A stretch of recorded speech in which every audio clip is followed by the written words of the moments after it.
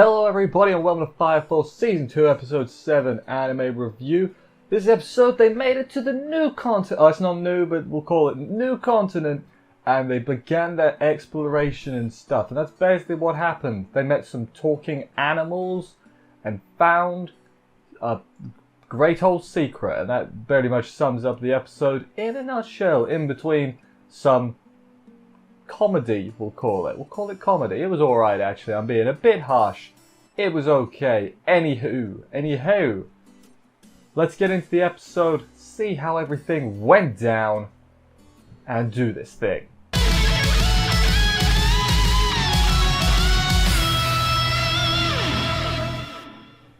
They reach land, unfortunately no battle, I guess. You know, sea battle, which I was sort of hoping for, but hey, whatever, I guess. Smooth sailing, as it were.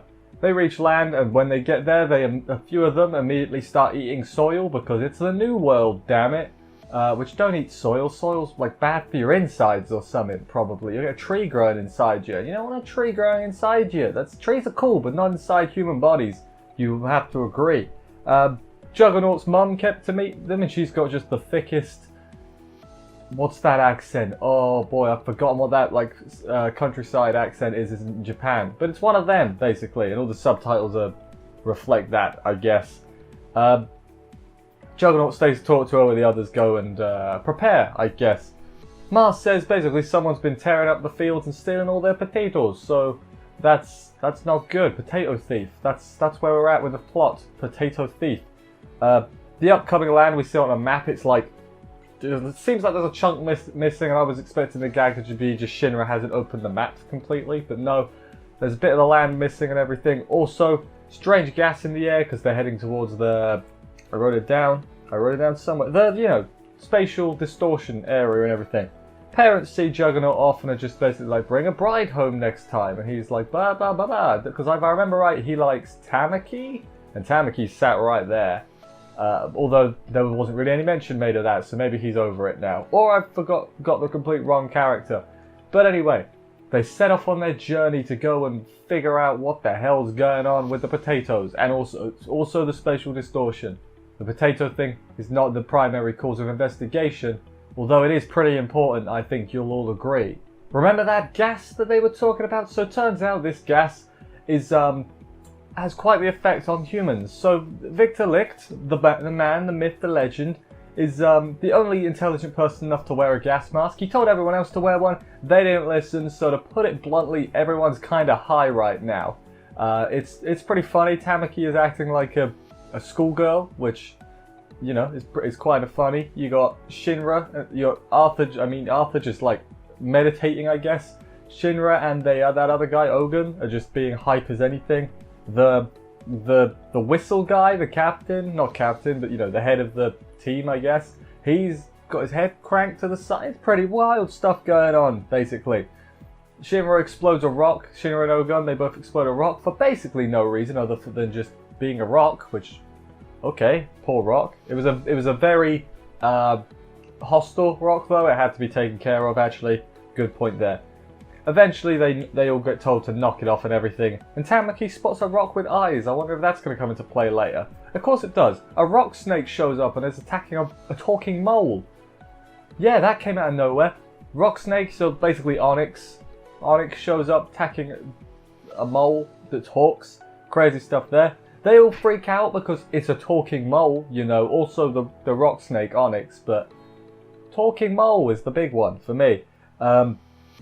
Talking Mole, turns out he's the one that's been stealing the potatoes, which isn't good. Don't steal potatoes. He's the thief, so he's a baddie? Well, no, it's not exactly. We'll get to it.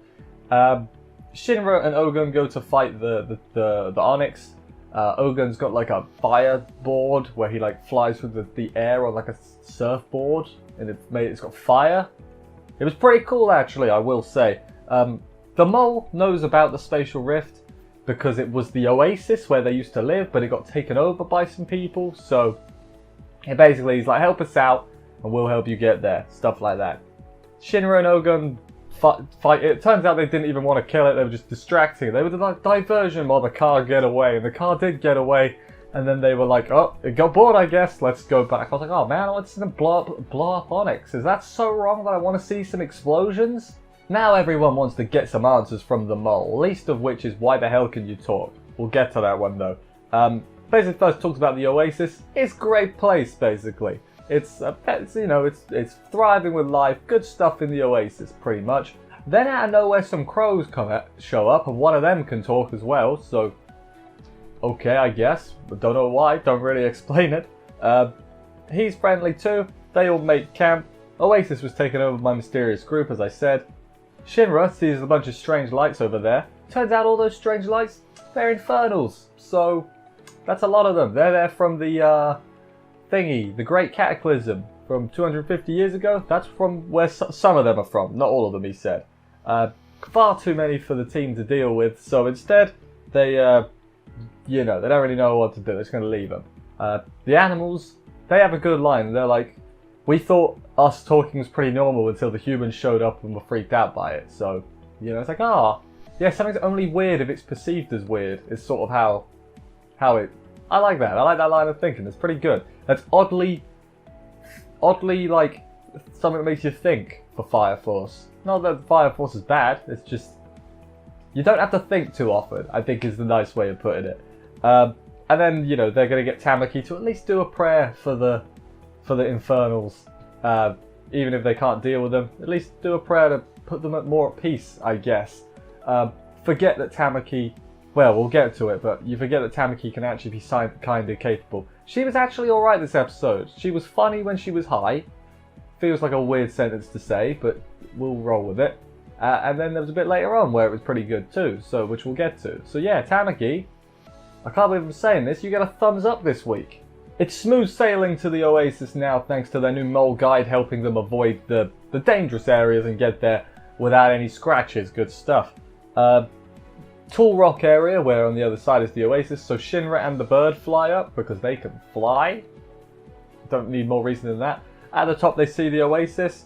There's no gas in this area either, so Matey Boy takes his mask off. The Oasis thrives thanks to the Tabernacle. Tabernacle. What is the Tabernacle, I hear you say? I'm definitely pronouncing that wrong. Apologies, but hey, what can you do? What is it though? Well, it turns out it's an Amaterasu power generator, like the one powering Tokyo. Hang on a second, friend. What's that doing here? Well, it's kind of weird. They investigate, they go into this Oasis, there's old cars about, old street lights. Basically, there used to be human civilization here, it looks like. Probably before the Great Cataclysm, I would hazard a guess. There's a chance that the one in Tokyo was built second, and this is the original Amaterasu generator, in which case everything they know about the Tokyo one, the backstory of it, may be completely fabricated, and that is... what is the government hiding? That's basically what we're at right now. Well, this is what the government are hiding. All the plant life is thriving, obviously, because of the generator, and which is using an Adola burst. So that's a thing. Also, later, well, I mean, and we'll get to it later on. Never mind. Behind, then they get some pillars, and I was like, pillar? There's only 6 pillars, though. I was like, there's going to be 8, and they're all going to have to stand on them, and that'll activate the Great Cataclysm. No, there was only 6 pillars, though, so it doesn't quite add up. So, what can you do? 6 physical pillars and 8, Adola burst pillars, if that makes sense. I think I made that make sense. There's a bandit territory behind here. Shinra then is all like, I won't let anyone interfere with our investigation. But as he's saying it, it's like flashing the first pillar on his face. Like, he's still sort of corrupted. And then Arthur's like, knock it out, my dude. Like, you're a good guy. Don't talk like that. Basically. Then some hellhounds attack them. Out of nowhere. And everything.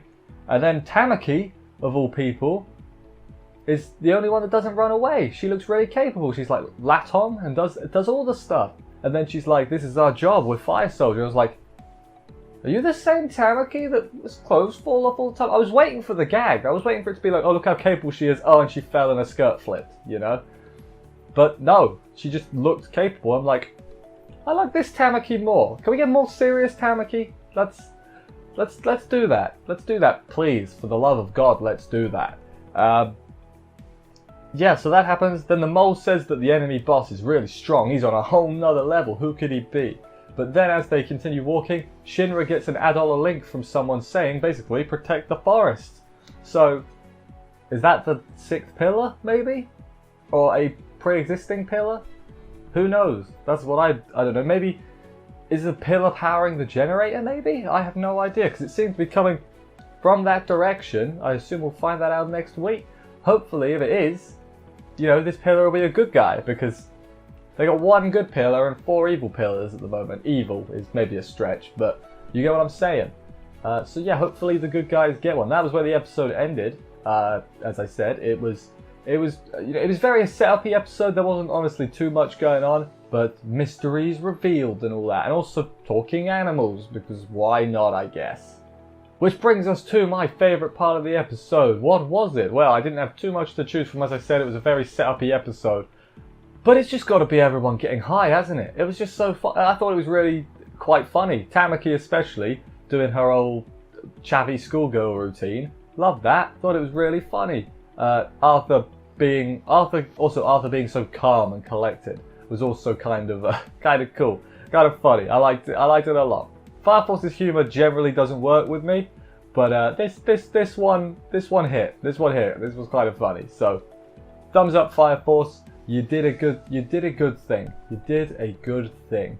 I also considered maybe having the Tamaki being serious bit be part of it, but nah, we'll go with everyone being high because for the funniness. Anyway, this was a good episode. I enjoyed it. It kind of flew by, to be completely honest. Don't know how I feel about the talking animals. Hopefully we get an explanation on that at some point, because boy, do we need one. Are they going to bring them back? Are they going to be part of the crew? Are they going to be part of the Fire Force? That'd be kind of wild. That'd be weird. But yeah, looking forward. Also, I didn't even mention this. The mole stole the potatoes, but he said I was just borrowing the potatoes at one point. It's like, you don't borrow potatoes, you're stealing. You're stealing, mole man. What are you doing? But no, yeah. I'm enjoying this season more than season 1, which, you know, that's an accomplishment. Anyway, thank you everybody for watching this review. I hope you enjoyed it. If you did, please consider subscribing and stuff for more reviews. That would help me out immensely. I will see you next week for another episode of this. Take care, and bye, guys.